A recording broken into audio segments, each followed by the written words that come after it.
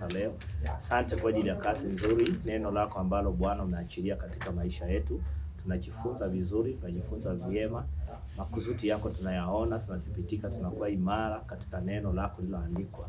Asante kwa ajili ya mapenzi yako makuu ya kusudia ndani yetu. Baba, tunasiti kuimarika. Nuru yako inang'aa katika mioyo yetu, macho ya mioyo yetu hakika inaangaziwa. Jina lako limetukuzwa ndani yetu. Hakika ndani yetu wewe umeinuliwa, umetukuzwa, na sisi tunapata kujengwa katika huyo Roho Mtakatifu aliye ndani yetu. Katika jina la Yesu Kristo tunaomba na kupokea. Amen. Haleluya. Amen. Kwa haraka kabisa tuliongelea kidogo kuhusu ukuaji ni nini, si ndio? Na unajua tukijifunza kuhusu ukuaji, hata kujifunza in details. Tuko pamoja? Hata kujifunza in details kuhusiana na nini ukuaji. Hata kujifunza in details, lakini tulionyesha ukuaji ni nini. Na nashukuru kwamba kwenye somo ambalo tunataka kumsikia Mungu kwenye tuko mahali tuko kwenye somo la ukuaji, si ndio? So utakuta sasa kwenye hilo somo ndio tutachimba. So kwenye hapa tukuchimba. Hapa si mnajua chenye tunajifunza hapa, tunakuweka tunakutengeneza uwe imara kwa namna kwamba unaweza ukatoka pia kwa mfano kwa mwingine ama kumfundisha mtu mwingine. So hapa hatufundishi vitu in details, lakini tunakupa vitu ambavyo ni vya muhimu. Haleluya. Zile ambazo zinahitajika sana kwa mtu ambaye ameamini Injili, ajue nini cha kufanya. Usikae kanisani na ujui nini cha kufanya. So tuliangalia kidogo kuhusu ukuaji, tunaangalia mambo mimi ni nani, na nini katika Kristo, kama hiyo. So nashukuru kwenye hilo somo tutachimba sana kuhusu ukuaji, na tutaangalia maandiko pia, na tutakuwa tukiomba kuhusiana na ukuaji wetu. Na hakika pata ya kipengele kile cha ukuaji wa kiroho, watu watapika hatua kubwa. Amen. So leo nataka tuangalie kitu inaitwa ibada. Leo tunaangalia kitu inaitwa ibada. Leo tunaangalia kitu inaitwa ibada. Leo sijui ni watu kwenye pande yangu itajua. So leo tunaangalia kuhusu ibada. So baada ya kuona kwamba tu watoto wa Mungu kwa sababu tumeamini katika Injili. Baada ya kuona kwamba tu watoto wa Mungu kwa sababu tumeamini katika Injili. Baada ya kuona kwamba tu watoto wa Mungu. Basi tuliona kwenye nyumba tuliona kwamba sisi tu watoto wa Mungu, si ndio?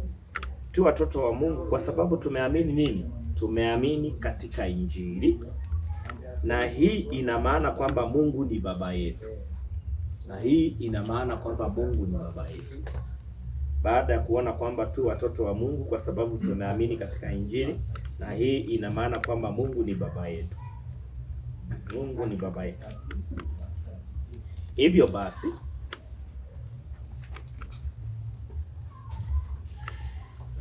kama kuna mtu nimeacha nyuma.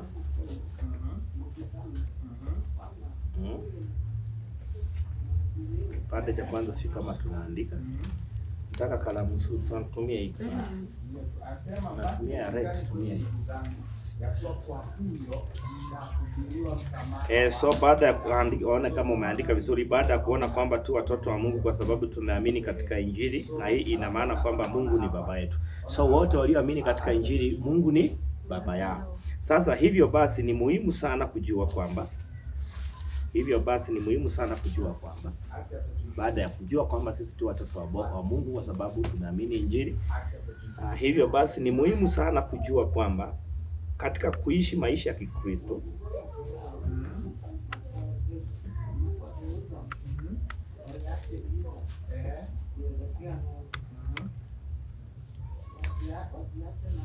hivyo basi ni muhimu sana kujua kwamba katika kuishi maisha ya Kikristo, kukua kiroho in bracket, hiyo andika in bracket.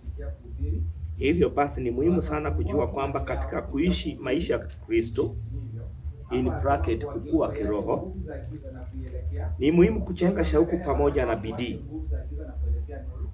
Hivyo basi ni muhimu sana kujua kwamba katika kuishi maisha ya Kristo, kukua kiroho, in bracket, kukua kiroho ni muhimu kuchenga shauku, ni muhimu kuchenga shauku pamoja na bidii katika uhusiano na Baba katika ibada. Ni muhimu kuchenga shauku pamoja na bidii katika uhusiano na Baba katika ibada. Ni muhimu kuchenga shauku pamoja na bidii katika uhusiano na Baba katika ibada. Glory to God. Katika ibada. Ibada inamaanisha uelezeaji. In bracket unaweza kuandika expression in bracket expression. Ibada inamaanisha uelezaji, in bracket expression, expression, expression in bracket, na ukusaji wa upendo wetu. Ibada inamaanisha uelezaji, in bracket expression, na ukusaji wa upendo wetu,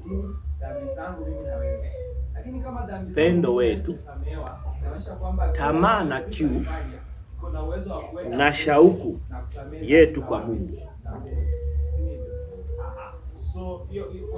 Kumbuka najifunza kuhusu ibada. Ibada ni neno ndogo, lakini wengi hawajui ibada ni nini. So tumesema kwamba ibada inamaanisha uelezaji, in bracket expression, na ukusaji wa upendo wetu, tamaa, kiu na shauku yetu kwa Mungu. Uelezaji wetu, ile tamaa. So ibada inahusu tamaa, kiu na shauku kwa unajieleza kwa Baba yako. Haleluya. So yani tunatumia muda wa kutosha wa ushirika na Mungu. Tunatumia muda wa kutosha wa ushirika na Mungu. Tunatumia muda wa kutosha wa ushirika na Mungu, kuzungumza naye na kusikia kutoka kwake katika maombi. Tunatumia muda wa kutosha wa ushirika na Mungu, kuzungumza naye na kusikia kutoka kwake, kuzungumza naye na kusikia kutoka kwake.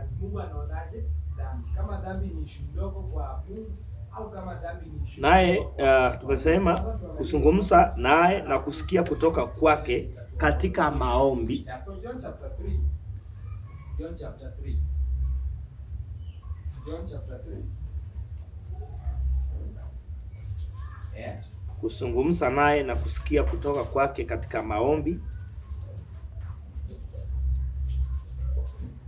na tunaweza tukasema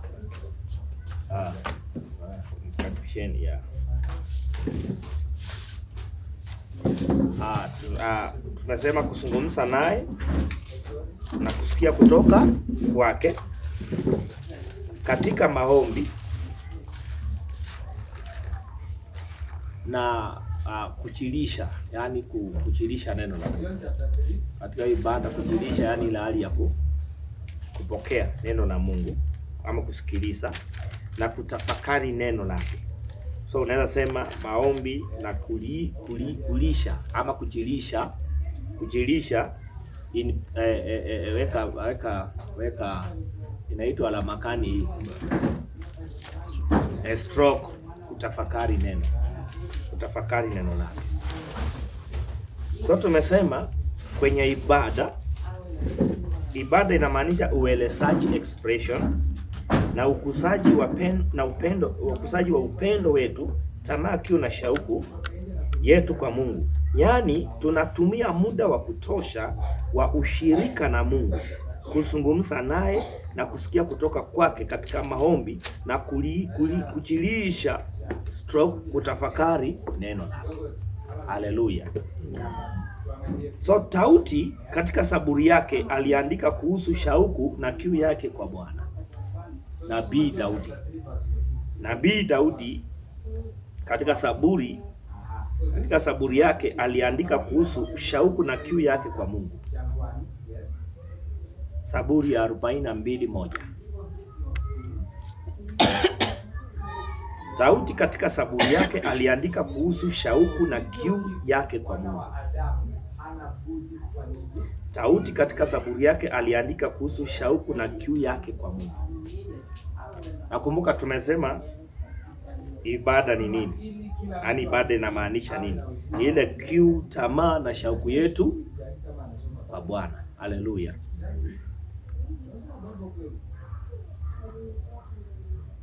Zaburi ya 42:1 nasema, kama ayala aioneavyo shauku mito ya maji, vivyo hivyo nafsi yangu inakuonea shauku. Nasikia inakuonea shauku, Mungu.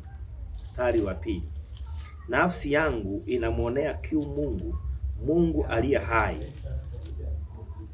Lini nitakapokuja nionekane mbele za Mungu?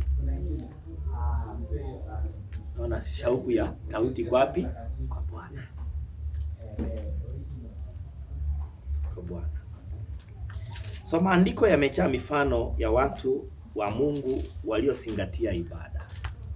Kwenye maandiko imejaa mifano ya watu wa Mungu waliozingatia kitu kinachoitwa ibada. Nataka tuangalie Mwanzo 19:27. Tuone mfano. Tumeona mfano wa Daudi vile ambavyo anaonyesha kiu na shauku yake kwa Bwana. Tuangalie mtu mwingine pia aliyekuwa na kiu na shauku kwa kufanya ushirika na Mungu. Mwanzo 19:27. Maandiko yamejaa mifano ya watu wa Mungu waliozingatia ibada. Kumbuka tumeona Zaburi ya 42:1, Mwanzo 19:27, Mwanzo 19:27. Ibrahimu akatoka asubuhi kwenda mahali aliposimama mbele za Bwana. Ibrahimu alitoka asubuhi. So kama alitoka asubuhi, naisha alitoka asubuhi na mapema. Haleluya. Ona, mkiangalia mitume hata wakati wanaenda kwa kaburi la Yesu, unaona ilikuwa wanaenda asubuhi.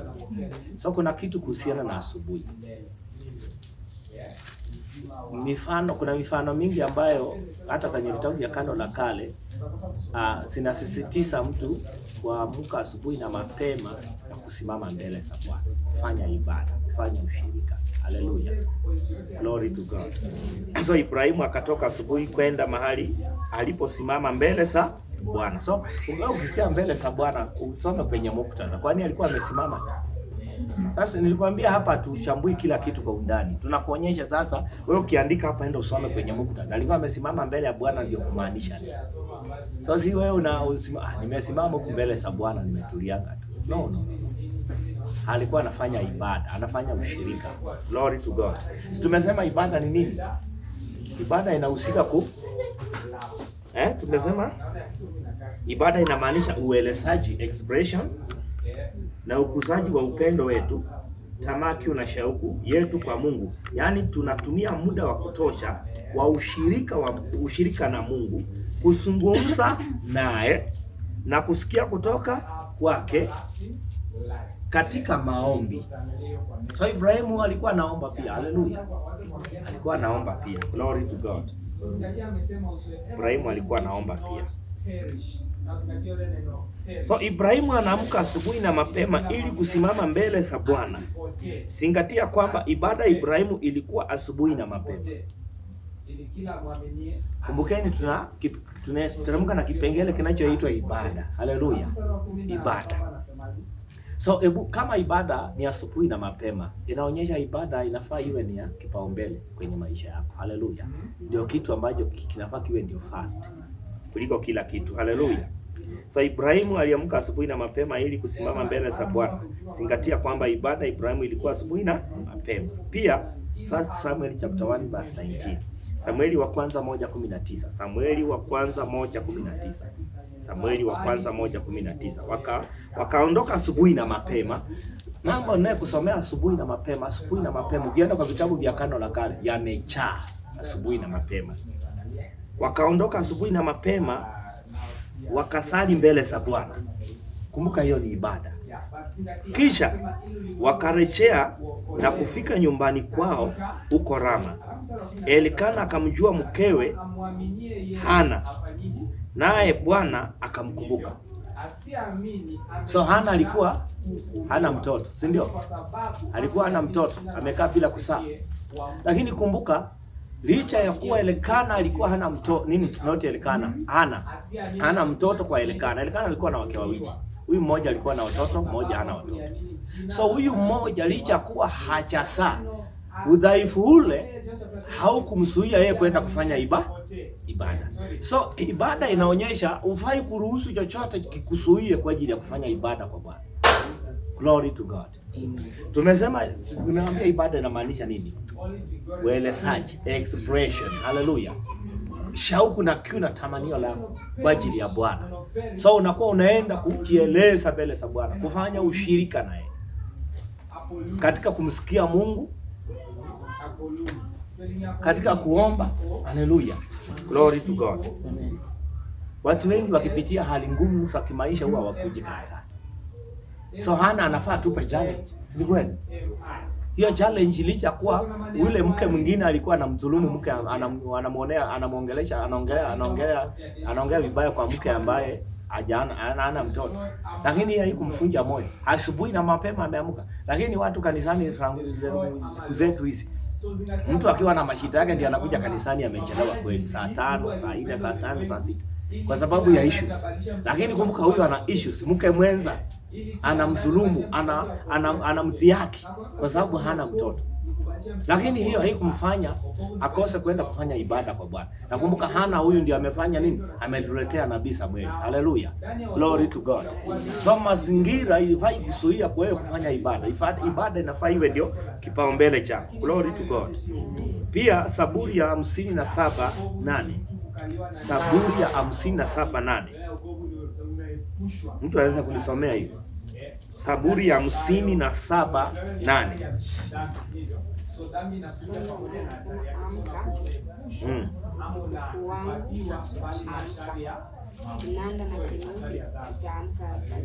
Nitaamka alfajiri. Sisi nakwambia siku zetu hizi lazima tuweke tu bidii ya kuamka asubuhi mapema na kufanya ibada. Maana hii ni maagizo tu ya kuunga Biblia, ni mifano ambayo iko kwenye Biblia. Si jambo la kulifumbia macho. Nitaamka alfajiri. So huu ni ushahidi wa watu wengi. Zaburi ya 63:1. Psalms 63:1. Nitasoma mbio. Psalms 63:1. Mungu wangu, nitakutafuta mapema. Wow. Nafsi yangu inakuonea kiu, mwili wangu wa kuonea shauku katika nchi kame na uchofu isiyo na maji. Glory to God. Hallelujah. Mungu wangu, nitakutafuta mapema. Nafsi yangu ikuonee kiu, mwili wangu wa kuonea shauku katika nchi kame na uchofu isiyo na maji. So hali ambayo unaona huyo jamaa anaonyesha kwamba Ebuita anasema katika nchi kame.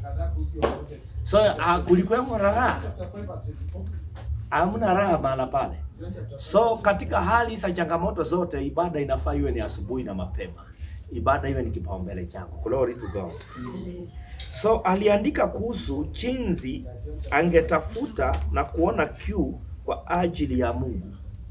Mwandishi huyu aliandika kuhusu jinsi angetafuta na kuona kiu kwa ajili ya Mungu, angeamka asubuhi na mapema. Aliandika kuhusu hizi asubuhi na mapema, nafikiria ni asubuhi kabisa za kweli. Hii sasa usianze kuniambia pastor tutafute ufunuo hapa ndani. Hii asubuhi na mapema iko na maana tofauti Chester. Najua tu ni maneno yetu. So aliandika kuhusu jinsi angetafuta na kuona kiu kwa ajili ya Mungu, so angeamka asubuhi na pia Mithali. Leo Mithali imeongelewa tu, Mithali 8:17. Mithali nayo imekuwa na na wapenda wale wanipendao na wale wanitafutao kwa bidii wataniona. Mithali 8:17. Na wapenda wale wanipendao na wale wanitafutao kwa bidii wataniona. So Sulemani aliandika hekima katika kumtafuta Mungu mapema. So hapa hii mambo ya Sulemani hii, na wapenda wale wanipendao na wale wanitafutao kwa bidii wataniona, hii inahitaji kufasiriwa. So mambo ya Mithali tu. Mithali ni Mithali tu, yani Mithali si Mithali, yani Mithali ina kitu humu ndani. So na wapenda wale wanitafutao. So unajua ukichukulia kama vile huko, kwani Mungu anapenda tu wale anasema na wapenda wale wanipendao. Ni kweli Mungu anapenda tu wale wanampenda peke yake? Alitupenda tungalimo katika dhambi. So unaona hii statement ni fumbo, inahitaji kufasiriwa. Usome na maandiko mengine ili ujue maana ya hii mstari. Na wapenda wale wanipendao na wale wanitafutao kwa bidii wataniona. So usichukulie literally, kwa sababu sasa utaanza kutenga watu kwamba mjue Mungu anapenda wale wampendao. So wale wampendi Mungu anawachukulia kweli. So usichukulie huu mstari kama vile ulivyo. Haleluya. Yesu anapokuja, unaona Yesu aliwapenda wote, watu wote. Hakuchakua kwamba hawa wananipenda ndio nitawapenda na wale ambao nipendi sitawapenda. Si vile inasema Yesu marafiki zake walikuwa watoza ushuru na wenye dhambi ndio walikuwa marafiki sana karibu na Yesu. Nakumbuka wenye dhambi, watoza ushuru ni watu ambao wanakaa na Yesu, lakini Yesu anawapenda hivyo hivyo. Haleluya. Glory to God. Haleluya. Hata Yesu si amewapenda Mafarisayo kwa sababu ameishi na Mafarisayo, wametafuta hata kumuua. Yesu aliwafundisha, anaonyesha upendo wa Mungu katikati yao, lakini Mafarisayo walikuwa na mioyo migumu. Glory to God. So hapa hapa tunaangalia kwamba Sulemani aliandika hekima katika kumtafuta Mungu mapema. So hicho ndio kitu ambacho na wale wanitafutao kwa bidii wataniona. So hii ni swala la kufanya nini? Kuamka asubuhi na mapema na kutafuta kufanya ushirika na Baba. Glory to God. Hallelujah.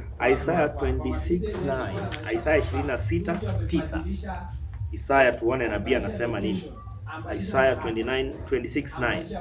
Kwa nafsi yangu nimekutamani wakati wa usiku, naam, kwa nafsi yangu ndani yangu nitakutafuta mapema. Maana hukumu zako zikiwapo duniani, watu wakao duniani hujifunza haki. Manabii wa kweli bwana. Kwa nafsi yangu nimekutamani wakati wa so huo ni jamaa usiku alikuwa anamtafakari nani? Anamtafakari Mungu. Kiu kwa ajili ya Bwana. Naam, kwa nafsi yangu ndani yangu nitakutafuta mapema. Maana hukumu zako zikiwapo duniani, watu wakao duniani hujifunza. Glory to God. Hallelujah. Naambianga tunajifunza vizuri, sisi ndio hatujafunguka macho vizuri. Kaji utakuja kudua mahali hapa pale tunajaribu. Mimi sasa kwambia tunajaribu. Na watu wengi tu hata humu Kenya wanafundisha neema. Lakini wafuatilie kwa makini. Alafu mwenyewe utahukumu tu mwenyewe. Tunajaribu sana ku make sure tunafundisha katika usahihi. Tunajikasa, tunajaribu sana at least Mungu atujalie hiyo. Na mtu mahali alifika mahali akaanza kuniambia, pastor, kuna mstari nasoma kwa hii Biblia, unatoa comment gani ama unaweza sema nini kuhusu mstari kuhusu meza ya Bwana? Yaani mtumishi wa neema amekuwa akifundisha tu vizuri, sasa amefika mahali anasema, mimi naona Paulo anaposema kwamba kikombe hiki sijui ni akafanya nini na nini, mimi naona kabisa hii si mbaya. Hii mambo ya tunachukua vitu ambavyo vilikuwepo tunaanza kuvitoa kabisa, ati ilikuwa tu ni mifano. Kutoka hiyo siku nilijaribu kumwelezea, mtu unakosekana hivyo hivyo, hajawahi tafuta clarity mwelezea vizuri kabisa apate. Sasa sijui aliendelea aje ama aliyemwacha. So maana yeye ana defend kwamba anafaa fanya meza ya vikombe na mikate kanisani. Na Paulo alinukuu kile Yesu alifanya usiku. Hakuwa anafanya physically. So tunaangalia ni nini ambacho kilikuwa nyuma ya meza ya Bwana. Huo ni utamaduni wa friend, watu wanatakaje? Sikizeni, kutoka mwanzo Mungu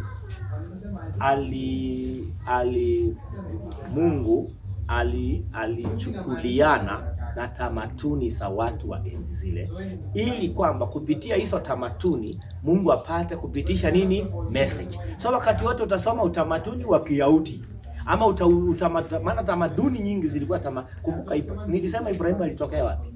Sasa mtaifa wa kuabudu sanamu. So kwenye kuabudu sanamu walikuwa wanatoa tithe. Walikuwa na makuhani.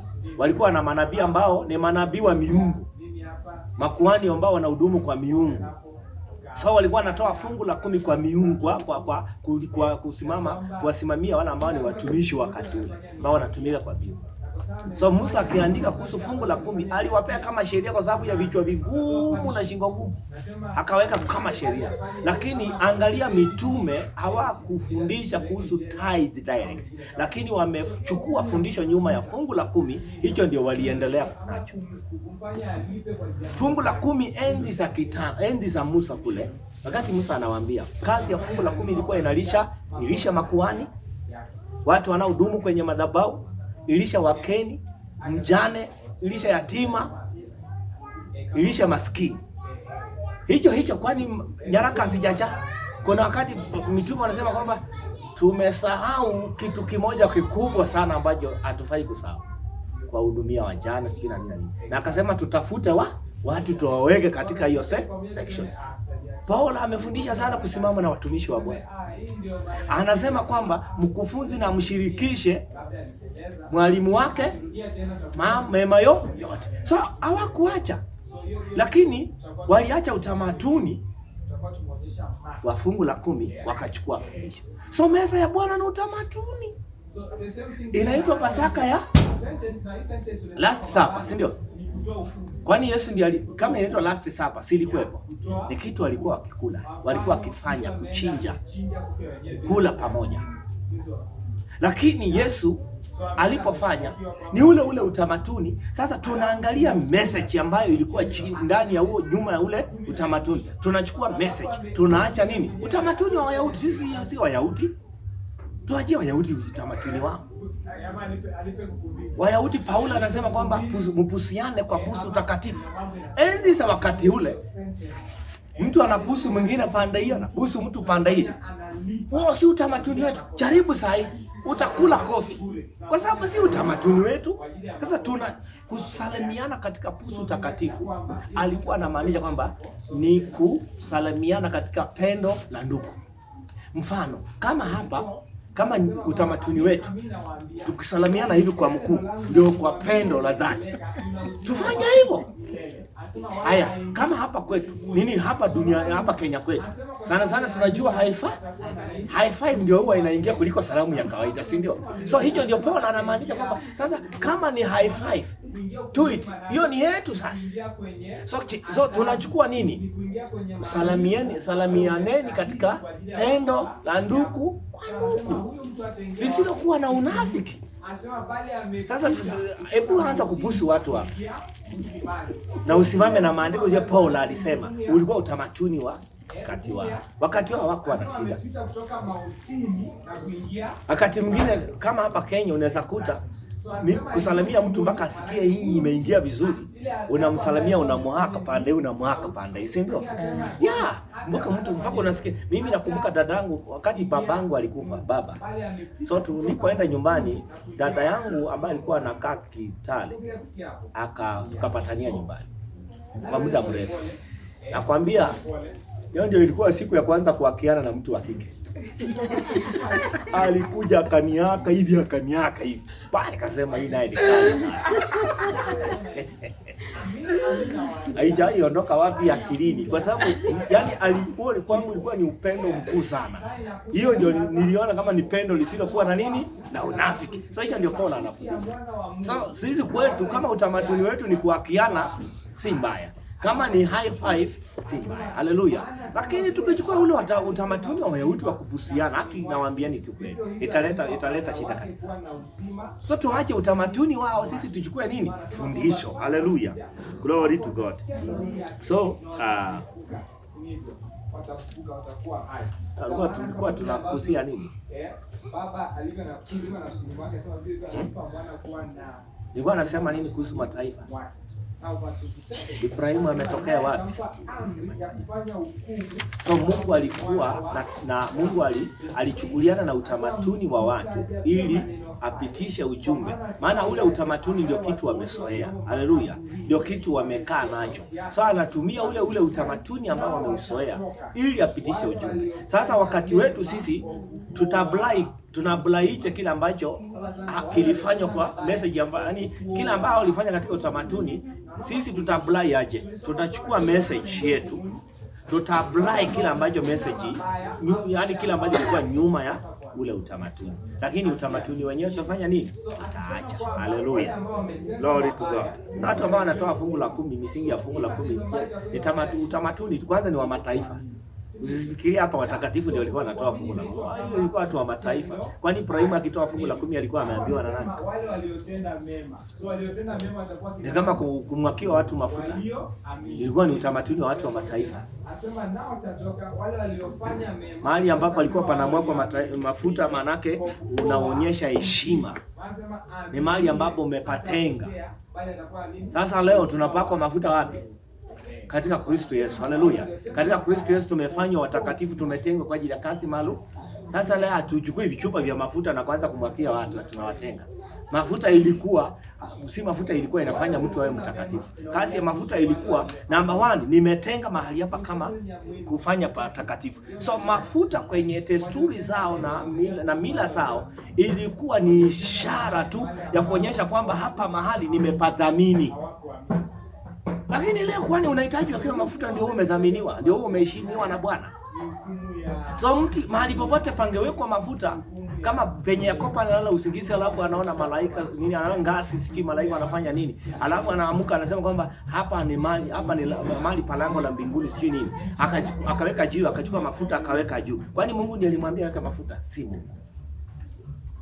So kuweka mafuta anaonyesha kwamba hapa mahali, kwa sababu kitambo kwenye wangeweka mafuta, mfano kama wanaweka mahali, ni mahali ambapo mtu amekundua kwamba shughuli za kiroho zinafanyika hapa. Miungu zile nini za kiroho zinakaa hapa, vile viumbe vya kiroho vinakaa hii area. So anaweka mafuta. So Yakobo angesunguka mahali kote, anarudi hapa Betheli kwenye aliweka mafuta, kwamba hapa ndio kuna lango la Bwana. So mahali kama hapa kwenye tuko, hii area tumeitenga kwa ajili ya Bwana. Mtu hawezi kuja huko kuja kulala na mtu hapa kanisani. Unajua kuja unyemelee uingie huko. Hapa tumepata kasa sisi. Tumepafanya wakfu na Mungu anajua hivyo na anapaheshimu. Haleluya. Ndio unaona si rahisi makanisa, hata wakati unaweza kuta nyumba zinachomeka lakini makanisa haichomeki. Ikwangi rahisi hivi. So hapa ni mahali ambapo panahitaji kuheshimiwa. Kwa sababu nini? Tumepatia wakfu kwa ajili ya ibada zetu. Haleluya. Hata kama hatujachukua mafuta tumwake life, lakini tumetangaza mahali hapa kwamba ni patakatifu kwa ajili ya jina letu, kwa ajili ya kukusanyika pamoja kwa ajili ya ibada. Haleluya. Glory to God. So paheshimiwe. Mtu afai kuja tu, ndio tulisema ni michengo hivi, lakini Mungu anatusaidia kuendelea kupata ufahamu zaidi. Si ni kweli? Maana tulikuwa tunatunisha na baadhi ya mafundisho mabaya na corrupt. Hii mafundisho tulitoa times ya kudharau michengo sana, si ndio? Hii ya kudharau, alafu kuna mwingine anaviita vipanga. By that is fake. Ni kuongea vibaya. Nafikiri tunajifunza vizuri. Kwa hiyo yule anasema hii ni vipanga tu. Mahali ambapo Mungu anaheshimiwa, anavutiwa, unaisha hapo ni kipanda. Vioski. So ni nani ambao unamtukana? Kwa sababu kwani kwanza yeye hako si ati ni nyumba ya kifahari. Tena ni ya mabati tu bana. So ya mabati ni tofauti kani na mabati mengine. Haleluya. Hata kama ni kwenye mti, hapo mahali ndio pameheshimiwa kwa ajili ya ibada. Na Mungu huwa anazingatia hilo. Glory to God. Acha niwape mfano rahisi. Watu wakifanya kusimama kwenye mti mahali mmeenda kufanya ibada, mmemaliza mmeenda, na mtu alikuwa amejua mmekusanyika mahali fulani ni mgonjwa, na akuja asimame mahali pale na aseme kwamba watu wa Mungu walikuwa mahali hapa mahali ni mahali patakatifu, nami napokea uponyaji ule ambao ulitangazwa mahali hapa, na unakuwa pia sehemu. Hatapona? Anapona. Haleluya. Glory to God. Kuna mtu mmoja, kuna pastor mmoja, hii michanga unaonanga landlord wanamwaka michanga. Wamemwaka mchanga kwa blood kwa ajili ya ujenzi. So watu wanaipa ule mchanga. Sasa kuna mchanga ulikuwa umeletwa kwa kanisa. Vile tunasaleta mchanga wa hii kanisa tuweke hapa nje tufanye ujenzi. So watu wanaipa. So pastor akasema kwamba yeyote atakaochukua huo mchanga, penya ataenda kutengenezea huo mchanga, pafanyike nyumba ya Mungu. Na iliwaka. Yaani hata nyama kama mchaokoka mtaokoka tu. Hilo neno linawafuatanga. Unajikuta amekuwa watumishi wa Bwana. Nini mlipa mchanga mkaenda kumkasimenti kidogo mahali kwa hiyo nyumba penye palikuwa pameharibika. Maana mchanga huyo ulikuwa umetengwa kwa ajili ya kazi ya Bwana, ni mchanga mtakatifu. Glory to God. So kwa nafsi yangu nimekutamani wakati wa usiku, naam kwa nafsi yangu ndani yangu nitakutafuta mapema. Maana hukumu zako zikiwapo duniani, watu wakao duniani hujifunza nini? Haki. Watu wakao duniani. Sisi tuliomo wapi? Watu wakao duniani ni sisi. Nilikuwa nikijifunza kuhusu mbingu na nchi. Hapo mwanzo Mungu aliumba mbingu na nchi. Haina maana aliumba mbingu kando hii na nchi pande. Inapozungumzia Mungu aliumba mbingu na nchi, mwandishi anazungumza ni vitu, kusudi la Mungu ni mbingu na nchi siwe pamoja.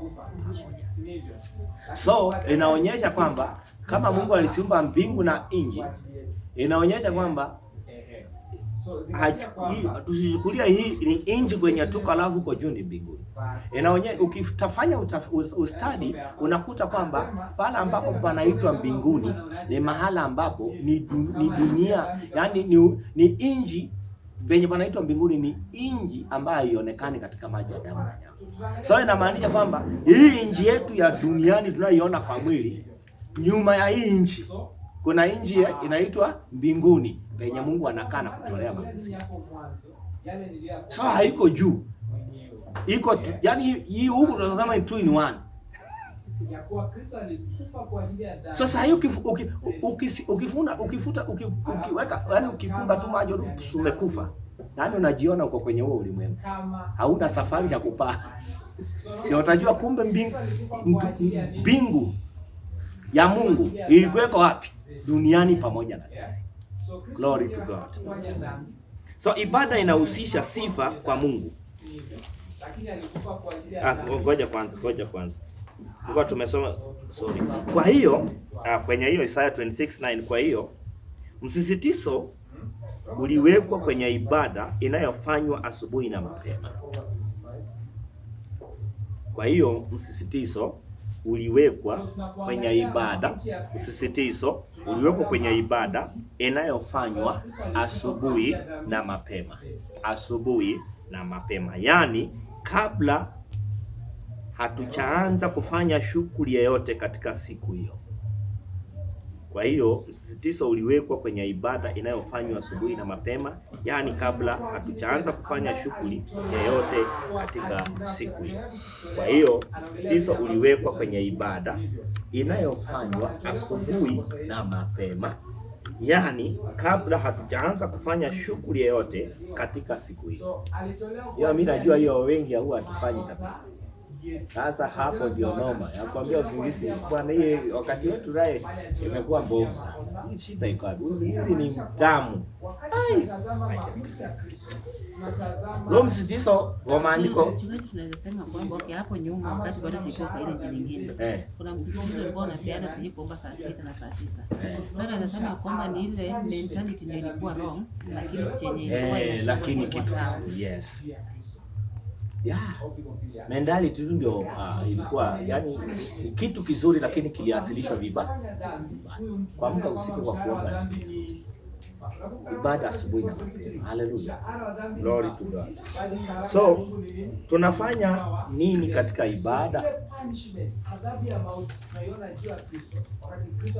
Tunafanya nini katika ibada? So naona siku hizi tumesoea mtu unaamka umeanza mashughuli ndio unakumbuka hata asubuhi kuomba.